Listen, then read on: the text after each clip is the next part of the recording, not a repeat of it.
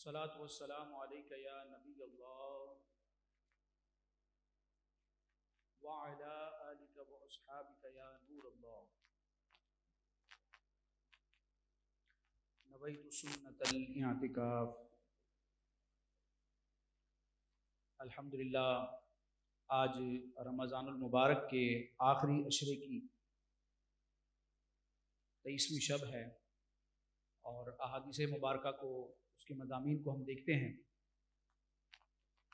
تو رمضان المبارک کے آخری عشرے میں جو اعتکاف کی سنت اس امت کو عطا کی گئی، اس کی ایک حکمت اور ایک وجہ احادیث میں یہ بیان کی گئی کہ اعتکاف کے ذریعے بندہ مومن اس رات کی تلاش کرے، اس رات کو پانے کی کوشش کرے جو 1000 مہینوں سے زیادہ افضل ہے، کیونکہ لیلۃ القدر کس تاریخ کو ہے اس کو یقین اور تعیین کے ساتھ نہیں کہا جا سکتا۔ رب تبارک و تعالیٰ نے اپنی حکمت سے اس کی فکس جو تاریخ ہے اس کو مخفی رکھا ہے تاکہ اس کے بندے مقدس راتوں میں جاگ کر اس کی عبادت کر کے اسے منانے کی کوشش کریں اور رمضان کی ساری ہی راتوں کی برکتیں پائیں۔ لیکن بالخصوص حدیث پاک میں یہ ترغیب دلائی گئی کہ رمضان کے آخری عشرے کی تاک راتوں میں لیلۃ القدر کو تلاش کیا جائے۔ تو آج بھی آخری عشرے کی دوسری تاک رات ہے، 23ویں شب ہے، عین ممکن ہے کہ آج لیلۃ القدر ہو۔ اللہ تبارک و تعالی رمضان کی تمام راتوں کی اور بالخصوص لیلۃ القدر کی ہمیں قدر کرنے کی توفیق عطا فرمائے۔ ماشاءاللہ یہاں مسجد میں ایک تعداد ہے جو اسلامی بھائی معتکف ہیں اور اس کے علاوہ بھی کافی عاشقان رسول موجود ہیں، اور الحمدللہ روز ہی یہاں محافل وغیرہ کا سلسلہ ہے اور یہ آخری رات تک چلے گا۔ اللہ تبارک و تعالیٰ اس کی برکت عطا فرمائے۔ مجھے کاشف بھائی نے حکم دیا تھا، ہر سال حکم کرتے ہیں، تو ان کے حکم پر لبیک کہا میں نے، تو انشاءاللہ کچھ وقت آپ کا لوں گا اور پھر انشاءاللہ کڈز مدی چینل کے ہمارے ناتخواں تشریف لائیں گے تو انشاءاللہ پھر وہ اپنی عقیدتوں کا اظہار کریں گے۔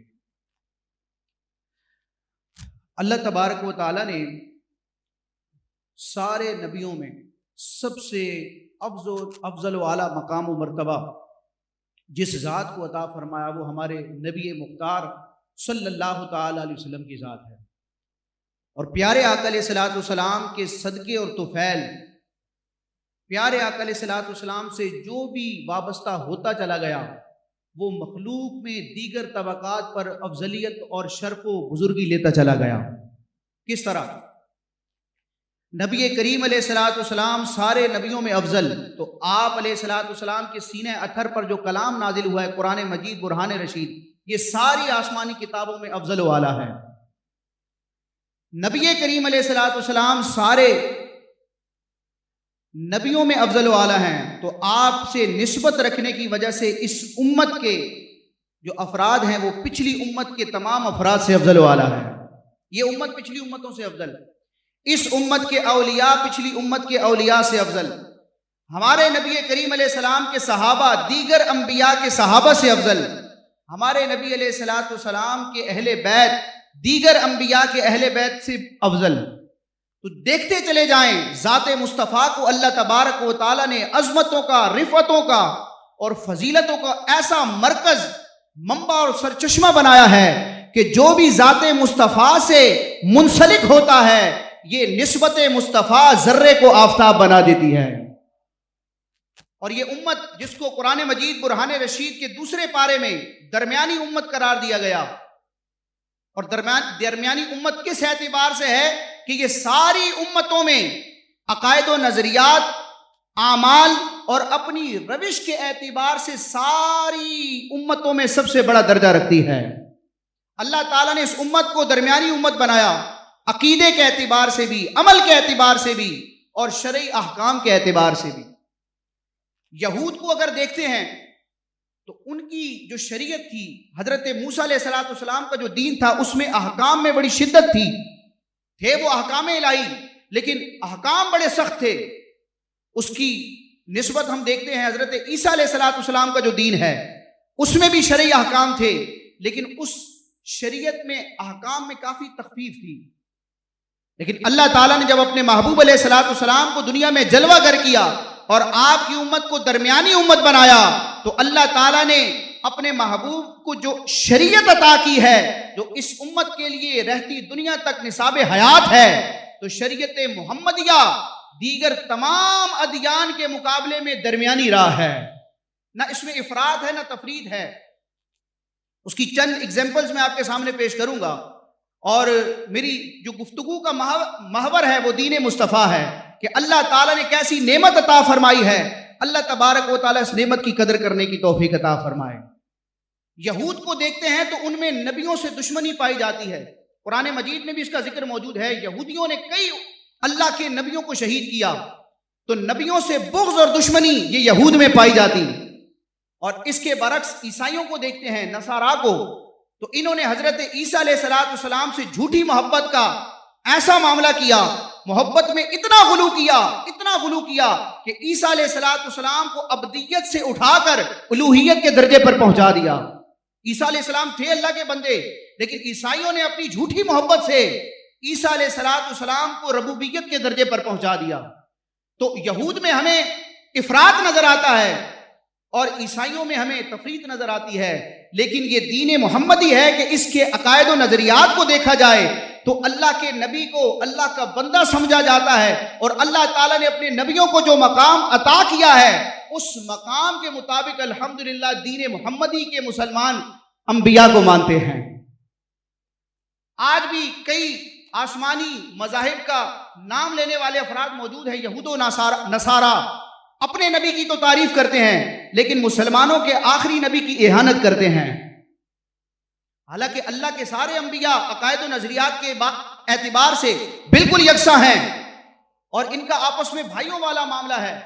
ان کو حدیث میں اس طرح قرار دیا جس طرح کے بھائی ہوتے ہیں یہ سارے انبیاء کرام، اور اس کی لاجک یہ بیان کی گئی کہ ان کے عقائد و نظریات ایک تھے، شریعت کے احکام میں اختلاف تھا لیکن عقائد و نظریات یکساں تھے۔ یہ واحد دین مصطفیٰ ہے، شریعت محمدیہ ہے کہ اس دین میں، اس دین کی شریعت اور اس کے نصاب میں جس طرح ہمارے نبی کی توہین اور اہانت کرنا جو جرم کا درجہ رکھتی ہے، وہ ہر نبی کی اہانت درجہ رکھتی ہے۔ وہ حدیث پاک آپ سنتے نا، من سب نبی فاقتلوہ۔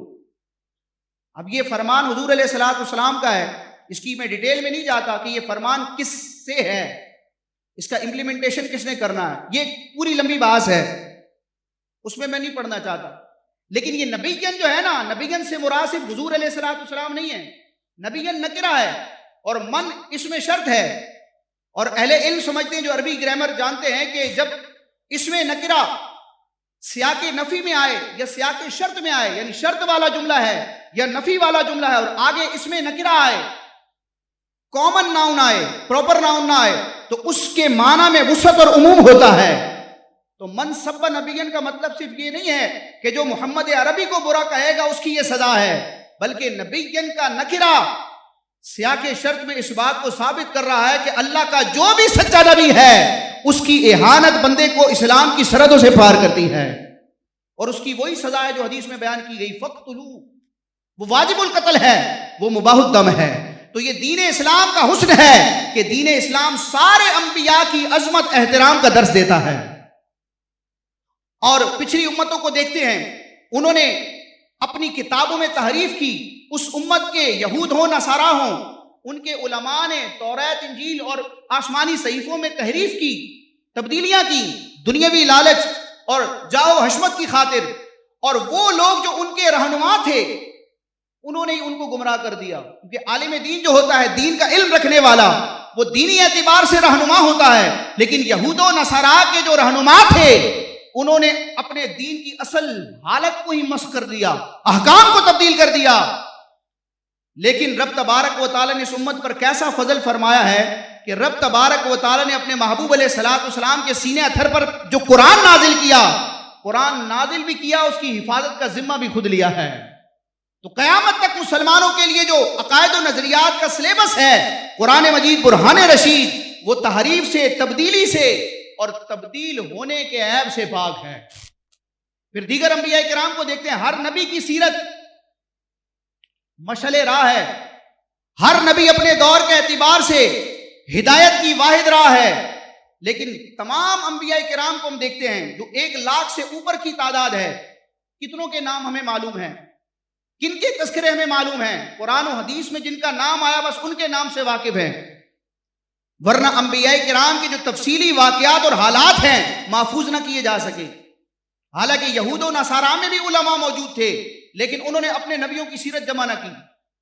یہ دین محمدی کا خاصہ ہے کہ صحابہ کرام نے جس دور میں ہجرت کی، جہاد کیے، غزوے کیے، دین کے لیے سفر کیا، انہی حالات میں حضور علیہ الصلوۃ والسلام سے احادیث لے کر آگے پہنچائیں۔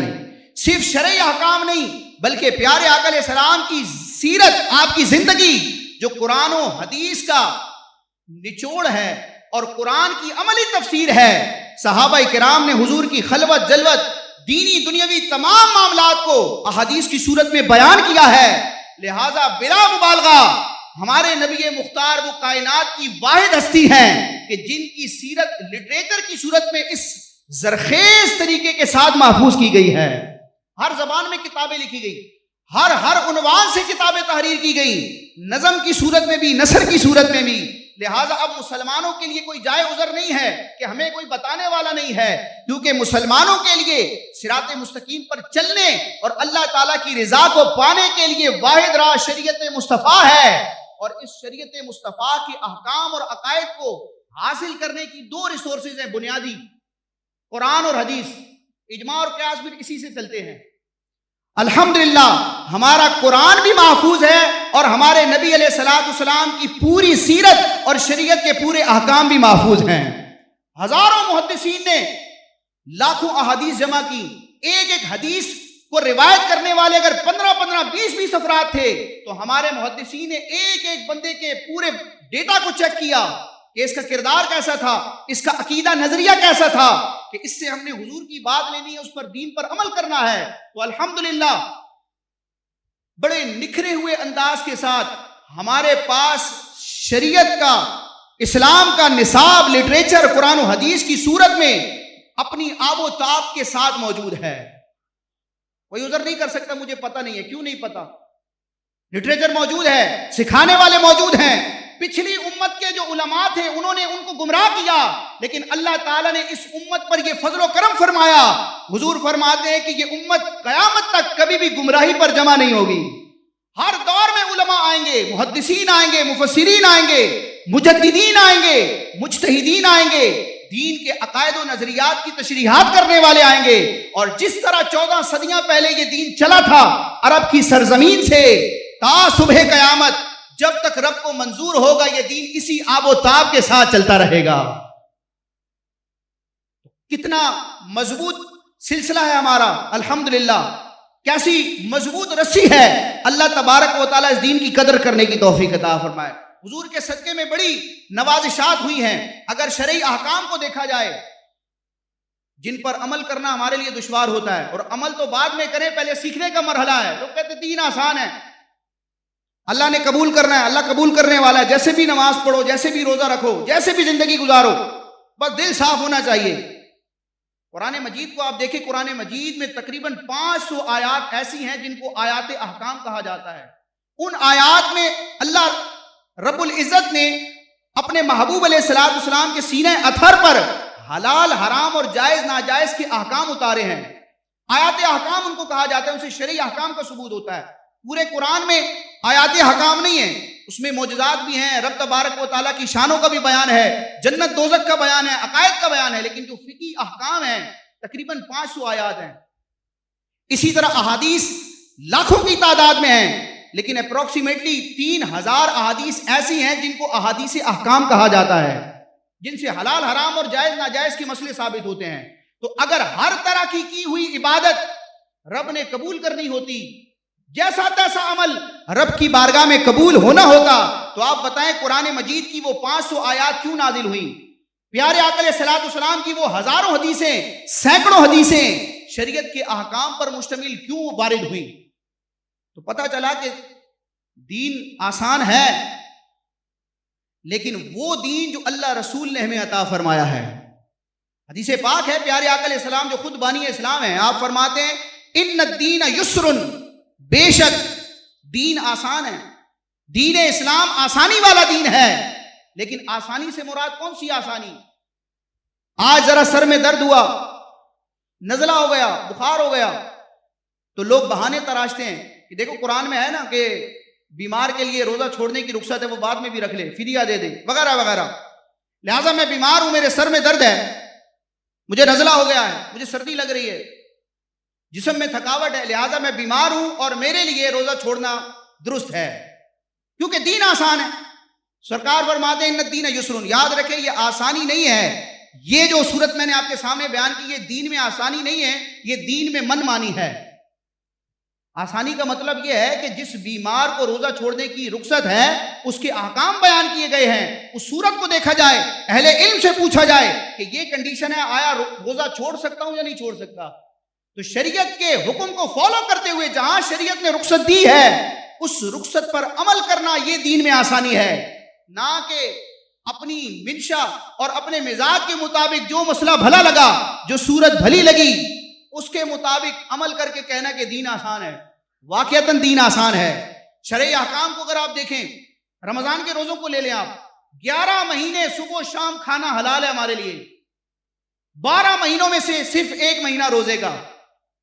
اچھا، 1 مہینہ بھی 24 گھنٹے کھانے پینے سے نہیں رکنا، صرف مخصوص ٹائم میں رکنا ہے، طلوع فجر سے لے کے غروب آفتاب تک ساری رات کھانا جائز ہے۔ پچھلی امتوں میں ایسا نہیں تھا، پچھلی امتوں میں روزے کا یہ حکم تھا کہ عشاء کی نماز تک کھانا پینا حلال تھا، اور عشاء کی نماز کے بعد اب رات میں بھی کھانا حرام ہے۔ لیکن دین محمدی میں سحری کا وقت ختم ہونے میں 1 منٹ بھی باقی ہوتا ہے تو ہم پانی کے جام پی رہے ہوتے ہیں، ہمیں کوئی نہیں روکتا، بلکہ اللہ نے اپنے محبوب پر یہ فضل فرمایا کہ اس کی امت کے افراد جب رمضان میں سحری کرتے ہیں، افطار کرتے ہیں، اگرچہ یہ اپنی جسمانی خواہش کو پورا کر رہے ہیں، دنیاوی چیزوں سے، نعمتوں سے لذت لے رہے ہیں، لیکن اللہ تعالیٰ نے اپنے محبوب کی امت کے لیے رمضان میں سحری افطار میں کھانے کو عبادت بنا دیا ہے، اس پر بھی ثواب ہے۔ نماز کو آپ دیکھ لیں، جیسے ہی بچہ پیدا ہوا فوراً حکم متوجہ نہیں ہوا، ایک وقت ہوتا ہے کہ والدین اس کی تربیت کریں، وہ ہوش سنبھالے، جسمانی طور پر، ذہنی طور پر وہ تیار ہو، اس کی تربیت ہو۔ جب وہ بلوغ کی عمر کو پہنچتا ہے، تقریباً 12 سال کی عمر میں لڑکا بالغ ہوتا ہے۔ 12 سال کتنا طویل عرصہ ہے۔ اس 12 سال میں ماں باپ کی ذمہ داری ہے کہ بچے کو شریعت کا مزاج سکھائیں، اس کو احکام سکھائیں، اس کی عادت بنائیں۔ 12 سال کے بعد جا کر شریعت کے احکام متوجہ ہوتے ہیں۔ نماز کو لے لیں، جو ایمان کے بعد سب سے افضل عمل ہے، کھڑے ہو کر نماز پڑھنی ہے، جو اس کے احکام ہیں، جن جن نمازوں میں قیام فرض ہے۔ اگر کھڑا نہیں ہو سکتا تو ان الدین یسر، جب شریعت اجازت دے گی تو بیٹھ کر بھی نماز پڑھنے کی اجازت ہے۔ بیٹھ کر پڑھنے میں بھی تکلیف ہے تو ان الدین یسر، دین آسان ہے، لیٹ کر نماز پڑھنے کی بھی اجازت ہے۔ ہر ایک کو نہیں، کیونکہ ہر ایک کہے گا کہ میں پڑھ لوں۔ مسجدوں میں آج کل کرسیاں ہوتی ہیں، ہر دوسرا بندہ آگے بیٹھ جاتا ہے۔ کرسی پر بیٹھ کر نماز پڑھنا کس کے لیے جائز ہے؟ یہ اس کے پورے احکام ہیں، شرائط ہیں۔ اگر وہ شرط نہیں پائی گئی اور آپ اپنے ذوق میں سمجھ رہے ہیں کہ چونکہ میرے گھٹنے میں درد ہے، میرے سر میں درد ہے، میری کمر میں درد ہے، لہٰذا میں پڑھوں گا، تو یہ اب معاذ اللہ، میں کسی کو ٹارگٹ نہیں کر رہا، ہر شخص غور کرے مجھ سمیت، تو یہ دین میں یہ منمانی ہو رہی ہے۔ علماء سے پوچھا جائے کہ یہ تکلیف ہے، آیا کرسی پر بیٹھ کر نماز پڑھنے کی مجھے رخصت ہے؟ مفتی فضیل صاحب کا پورا رسالہ موجود ہے اس پر، کرسی پر نماز پڑھنے کا، اس کو آپ پڑھیں پھر آنکھیں کھلیں گی کہ کئیوں کی کتنے سالوں کی نمازیں اکارت ہوئی۔ تو لیٹ کر نماز پڑھنے کی اجازت، لیٹ کر ارکان ادا نہیں کر سکتا، اشاروں سے نماز پڑھنے کی اجازت، اشاروں سے بھی نہیں پڑھ سکتا تو ایک وقت آتا ہے، ایک صورت آتی ہے کہ نماز اس مریض سے موقوف ہو جاتی ہے۔ رمضان کا روزہ دیکھیں، سفر کی حالت میں اللہ نے رخصت دے دی کہ چاہو تو روزہ رکھو، چاہو نہ رکھو، اگرچہ رکھنا افضل ہے، بعد میں رکھ لو۔ بیمار ہے، کسی مرض میں مبتلا ہے تو فدیہ دینے کی اجازت ہے، جو شیخ فانی کے پورے احکام ہیں۔ تو شریعت میں کہیں بھی جمود نہیں ہے کہ ہر حال میں کرنا ہی کرنا ہے۔ پچھلی امتوں میں دیکھیں زکوٰۃ کا حکم تھا، ہمارے پاس بھی ہے۔ مال سے کتنی انسان کو محبت ہوتی ہے، زکوٰۃ چیخ نکلتی ہے کہ ہزاروں روپے، لاکھوں روپے کیسے نکال کے دوں۔ پچھلی امتوں میں بھی زکوٰۃ کا حکم تھا، اس امت میں بھی ہے، لیکن ان الدین یسر، حضور کا پیارا نکھرا ہوا دین آسان دین ہے. ان شریعتوں میں پورے مال کا 1/4 حصہ زکوٰۃ میں دینا لازم تھا. شریعت محمدی میں 40واں حصہ دینا لازم ہے. اب آپ کہیں گے 4 چھوٹا ہوتا ہے 40 بڑا ہوتا ہے، لیکن اس کا جو نتیجہ اور مال نکلے گا آپ حیران ہو جائیں گے. مطلب کیا ہے کہ پچھلی امت کے فرد نے اپنے پورے مال کے 4 حصے کرنے ہیں، 4 میں سے 1 حصہ زکوٰۃ میں دینا ہے. 100 روپے میں سے 25 روپے زکوٰۃ میں دینے ہیں. لیکن امت محمدیہ کا جو فرد ہے زکوٰۃ اس پر بھی فرض ہے. اچھا، ہر ایک پر فرض بھی نہیں ہے کہ 2 پیسے ملے تو زکوٰۃ کا حکم آ گیا، اس کا نصاب رکھا ہے شریعت نے. اتنا مال ہو تو پھر زکوٰۃ، اور زکوٰۃ فوراً نہیں، 1 سال گزرنا شرط ہے. کتنی رعایت اور کتنی آسانی موجود ہے. لیکن سال گزرنے کے بعد بھی انسان کو موت آتی ہے کہ میں پیسہ کیسے نکالوں. امت محمدیہ کا شخص جب زکوٰۃ دے گا تو 2.5% دے گا، 40واں حصہ. مطلب کیا ہے؟ 100 روپے میں سے صرف 2.5 روپے. 1 لاکھ پر صرف 2500 روپے، 2,500. تو آپ بتائیں 100 میں سے 25 نکالنا مشکل ہے یا 100 میں سے 2.5 روپے نکالنا مشکل ہے؟ پھر بھی ہم کہتے ہیں دین مشکل ہے. اچھا، پھر ایک مفہوم یہ بھی ہوتا ہے کہ دین آسان ہے، مولویوں نے مشکل کر دیا ہے. پتہ ہے مولوی کی کیا حیثیت ہے؟ حلال حرام کرنا، کسی کام کو جائز ناجائز کرنا، یہ اللہ کا اور اس کے محبوب علیہ الصلوۃ والسلام کا منصب ہے. جو مولوی ہوتا ہے، مفتی ہوتا ہے، وہ تو اللہ رسول کا ترجمان ہوتا ہے. یعنی جو مفتی ہوتا ہے جس سے ہم شرعی مسئلہ پوچھتے ہیں، اس کی حیثیت کیا ہے؟ علامہ شامی نے ذکر کیا کہ جب آپ کسی سے پوچھتے ہیں مفتی صاحب یہ کام ہے، یہ صورت ہے، کروں نہ کروں، جائز ہے ناجائز، تو اب جو مفتی جواب دیتا ہے اپنی رائے کے مطابق نہیں دیتا کہ اس کو اچھا لگا تو اس نے جائز کہہ دیا، برا لگا تو ناجائز کہہ دیا. نہ، اس کی ذمہ داری ہے وہ کیا کر رہا ہے. وہ اب شریعت کے اصولوں کو دیکھے گا، اور ان اصولوں کے مطابق جب وہ جواب دے گا تو گویا کہ وہ سائل کو، پوچھنے والے کو اپنے زبان حال سے یہ کہہ رہا ہے کہ اے پوچھنے والے، جو تو نے مسئلہ پوچھا ہے، تیری پوچھی گئی صورت میں اللہ رسول کا تیرے لیے حکم یہ ہے کہ یہ کام تیرے لیے جائز ہے یا ناجائز ہے، یہ معاملہ تیرے لیے حلال ہے یا حرام ہے. وہ بیچ میں واسطہ بنتا ہے، کیونکہ حلال حرام کرنا، جائز ناجائز کرنا، یہ کسی انسان کی، بشر کی ذمہ داری نہیں ہے، نہ اس کا منصب ہے. اور ہمیں بھی بڑی جلدی ہوتی ہے، مفتی صاحب مسئلہ بتائیں، نہ بتایا امام صاحب نے، علامہ صاحب نے، یار یہ مسجد کی روٹیاں توڑتے ہیں. 8 سال وقت ضائع کیا انہوں نے. مجھے بتایا خدا نہ خواستہ اللہ محفوظ رکھے، کسی کو کوئی پرابلم ہو جائے میڈیکل کے اعتبار سے، کڈنی کا پرابلم ہو جائے، کوئی بھی مسئلہ ہو جائے، ایک ہوتا ہے فزیشین، جنرل ڈاکٹر ہوتا ہے، MBBS جو ہوتا ہے، کلینک پہ بیٹھتا ہے. کیا وہ سارے مسئلے ہمارے حل کرتا ہے؟ نزلہ بخار میں تو دوائی دے دے گا، لیکن خدا نہ خواستہ کوئی سینسیٹیو معاملہ ہے، رپورٹ اگر پوزیٹیو آتی ہے کسی بھی معاملے میں، اللہ محفوظ رکھے، آپ بتائیں وہ اس میں ہاتھ ڈالے گا؟ وہ آگے ریفر کرے گا کہ میں تو عام فزیشین ہوں، اس کے اسپیشلسٹ کے پاس جاؤ، سرجن کے پاس جاؤ، آگے ریفر کیا جاتا ہے. دنیاوی معاملات میں بھی یہ ہوتا ہے کہ عام وکیل ہر کیس حل نہیں کرتا، بعض اوقات قانونی پیچیدگیاں ہوتی ہیں تو وکیل خود کہتا ہے کہ فلاں بڑے سینئر ایڈوکیٹ کے پاس جاؤ. تو یہ دین ہے، اس کو ہم نے مذاق سمجھا ہو کہ جس نے بھی داڑھی ماما رکھ لیا اب اس پر لازم ہے کہ مسئلہ بتائے، نہیں بتائے گا تو وہ پھر روٹیاں توڑنے والا مولوی ہے. اور جلدی ہوتی ہے، طلاق کا مسئلہ ہے، مفتی صاحب بتائیں آج شام کو فیصلہ کرنا ہے، تو بھائی طلاق دینے سے پہلے سوچ لیتے، پوچھ لیتے، مشورہ کر لیتے. اور ایک نہیں پھر 3 طلاقیں. شریعت نے تو آسانی رکھی کہ 1-2، وہ بھی طلاق رجعی جو سنت طریقہ ہے کہ بعد میں اگر ندامت ہوتی ہے، بعد میں دوبارہ نبھا کرنا ہے تو آپشن موجود ہو.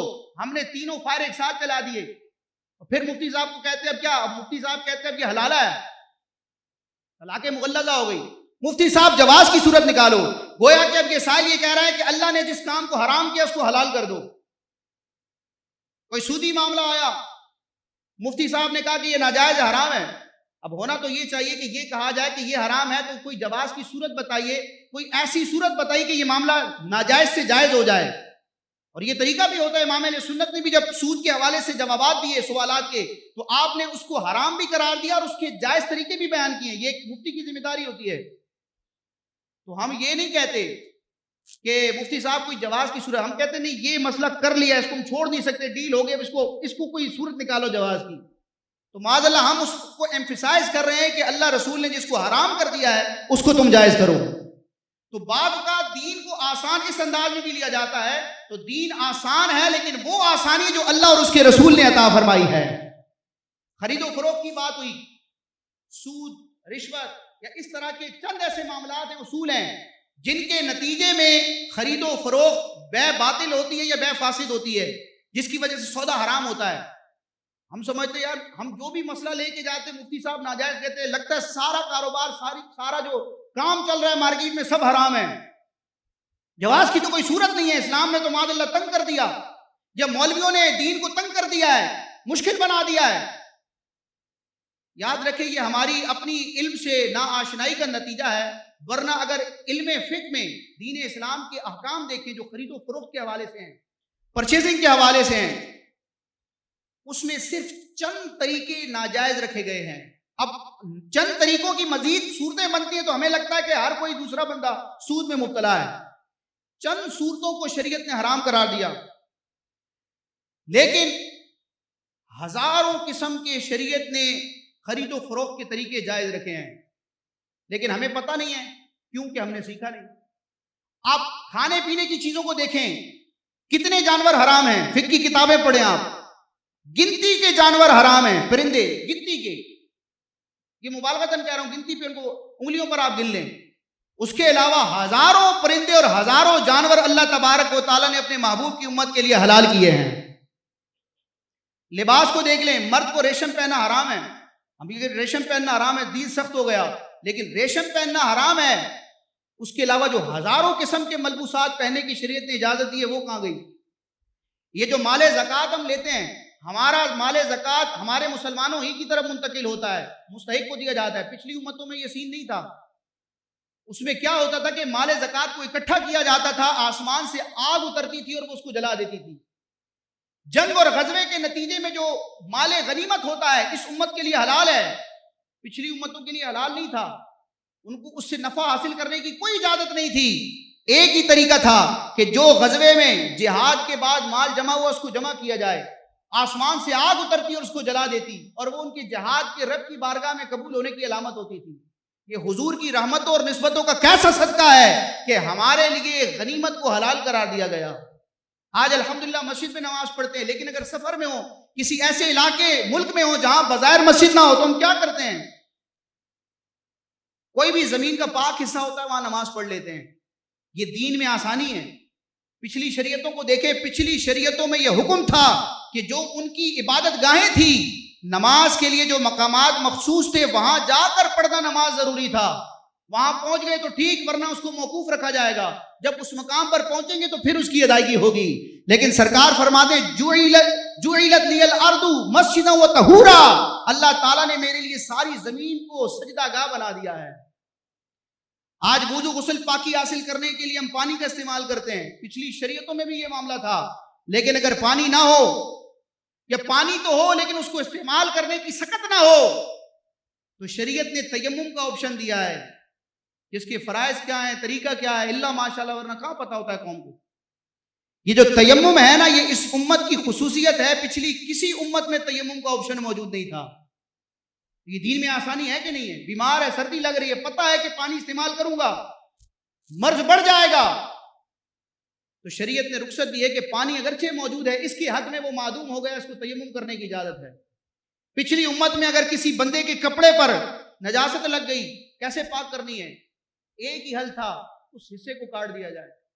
اس شریعت میں، شریعت مصطفی میں، جو ہمیں مشکل احکام لگتے ہیں، پانی سے دھو کر کپڑے کو پاک کر لو۔ پچھلی امت میں یہ حال تھا کہ اگر کوئی شخص بند کمرے میں گناہ کرتا تو رب تبارک و تعالی اپنی قدرت سے اس کے دروازے پر باہر لکھ دیتا کہ فلاں بندے نے فلاں گناہ کیا ہے اور اس گناہ کا یہ کفارہ ہے۔ سب کے سامنے رسوائی ہے، لیکن اللہ تبارک و تعالیٰ نے ہمارے لاکھوں عیبوں اور گناہوں کو چھپایا ہوا ہے۔ یہ حضور کا صدقہ ہے۔ پچھلی امتوں کو دیکھیں، اس امت کو دیکھیں، پیارے آقا علیہ الصلوۃ والسلام کا کیسا فضل و احسان ہے، ان کی نسبت کا کیسا صدقہ ہے۔ قرآن مجید میں دیکھتے ہیں ساری امتوں کا تذکرہ ہے، اور ان کے برے اعمال، عقائد اور نبیوں کے ساتھ انہوں نے جو ناروا سلوک کیا، سارے ان کے کالے چٹھے ہمیں احادیث میں اور روایات میں نظر آتے ہیں کہ وہ کیسے رسوا ہوئے۔ ساری قومیں رسوا ہوئی، لیکن اللہ تعالیٰ نے اپنے محبوب کی امت کو آخری امت بنایا کہ اس کے بعد کوئی امت نہیں آئے گی۔ اللہ نے اس امت کو دوسری امتوں کے آگے رسوا ہونے سے محفوظ رکھا ہے۔ ہاں تذکرہ موجود ہے، پچھلی آسمانی کتابوں میں امت محمدیہ کا ذکر موجود ہے، لیکن امت محمدیہ کی برائیاں موجود نہیں ہیں۔ اللہ تعالیٰ نے اپنے محبوب کی امت کے اوصاف کو پچھلی کتابوں میں بیان کیا ہے۔ یہ کتنا بڑا احسان ہے رب کا، یہ نسبت مصطفیٰ کا کتنا بڑا صدقہ ہے کہ پچھلی امتوں کے عیب ہمارے سامنے ذکر کیے گئے، ہماری خوبیاں ان کی کتابوں میں ذکر کی گئی ہیں۔ رب تبارک و تعالیٰ نے مقام دنا میں لا مقام اپنے قرب خاص میں اپنے محبوب سے فرمایا، محبوب میں نے تجھے سب سے آخری نبی بنایا، کیا تجھے اس کا غم ہے؟ رب نے اپنے محبوب سے فرمایا، محبوب آپ کو آخری نبی بنایا، آپ کو اس کا غم ہے؟ رب محبوب علیہ السلام نے عرض کی، اللہ مجھے اس کا غم نہیں ہے، رب کی تقسیم پر راضی ہیں۔ پھر رب تبارک و تعالیٰ نے سوال کیا، محبوب تیری امت کو سب سے آخری امت بنایا ہے، کیا تجھے اس کا غم ہے؟ تو سرکار علیہ السلام لا مقام معراج کی رات رب کی بارگاہ میں عرض کرتے، یا اللہ مجھے اس کا بھی کوئی غم نہیں ہے۔ اب رب تبارک و تعالیٰ نے اپنی اس حکمت کا اظہار فرمایا، محبوب تیری امت کو آخری امت اس لیے بنایا ہے کہ ساری امتوں کو تو ان کے آگے رسوا کروں، لیکن تیری امت کو کسی دوسری امت کے آگے رسوا نہ کروں۔ تو اللہ ہمارے عیب چھپائے اور ہم گناہگار کے رب تبارک و تعالیٰ کے احکامات سے جی چرائیں۔ یہ تو دنیاوی معاملات ہیں۔ قیامت کے دن کیا ہوگا؟ جنت میں جانے والوں کی 120 صفیں بنیں گی، اور پچھلی امتوں کے زمانوں کو دیکھا جائے، ان کی تعداد کو دیکھا جائے تو اس امت سے بہت زیادہ ہے وہ، لیکن احادیث میں ذکر کیا گیا کہ جنت میں جانے والے جنتیوں کی 120 صفیں ہوں گی، ان میں سے 80 صفیں امت محمدیہ کی ہوں گی، بقیہ صرف 40 صفوں میں ساری امتیں آئیں گی۔ اور ویسے دنیا میں تو ہم سب سے آخر میں آئے ہیں، لیکن جنت میں سب سے پہلے جانا ہے۔ رب تبارک و تعالیٰ اپنے محبوب سے فرماتا ہے، محبوب جب تک تم جنت میں نہیں جاؤ گے سارے نبیوں پر جنت حرام ہے۔ مطلب جب تک حضور نہیں جائیں گے کوئی نبی بھی نہیں جائے گا، اور اے محبوب جب تک تمہاری امت جنت میں نہیں جائے گی ساری امتوں پر جنت حرام ہے۔ اب بتائیں رب تبارک و تعالیٰ کے کتنے فضل و احسان ہیں۔ اللہ تعالیٰ اس دین پر عمل کرنے کی، اس کے احکام کو سمجھنے کی توفیق عطا فرمائے۔ اعلیٰ حضرت امام اہل سنت اسی حدیث قدسی کا ترجمہ کرتے ہوئے فرماتے ہیں، جائے نہ جب تک غلام خلد ہے سب پر حرام، جائے نہ جب تک غلام خلد ہے سب پر حرام، ملک تو ہے آپ کا تم پہ کروڑوں درود، ملک تو ہے آپ کا تم پہ کروڑوں درود۔ یہ امام اہل سنت کا کلام ہے۔ ملک اور ملک اعراب کا فرق ہے، لفظ ایک ہی ہے۔ ملک کا مطلب وطن ہوتا ہے کہ جنت یا رسول اللہ آپ کا ملک ہے، اور اگر ملک پڑھا جائے تو ملک کا مطلب ہوتا ہے پراپرٹی، یا رسول اللہ آپ مالک جنت ہیں، جائے نہ جب تک غلام خلد ہے سب پر حرام، ملک تو ہے آپ کا ملک تو ہے آپ کا تم پہ کروڑوں درود۔ اللہ میرا آنا آپ کا جمع ہونا اپنی بارگاہ میں قبول فرمائے، اور دین متین کی تعلیمات کو سمجھنے کی توفیق عطا فرمائے، اور اس دین کو سمجھانے والے جو علماء ہیں اللہ تعالیٰ ان کی قدر کرنے، ان کا ادب و احترام کرنے، اور ان سے اکتساب فیض لے کر شریعت کو سمجھنے کی توفیق عطا فرمائے۔ آمین بجاہ النبی الامین صلی اللہ تعالی علیہ وسلم۔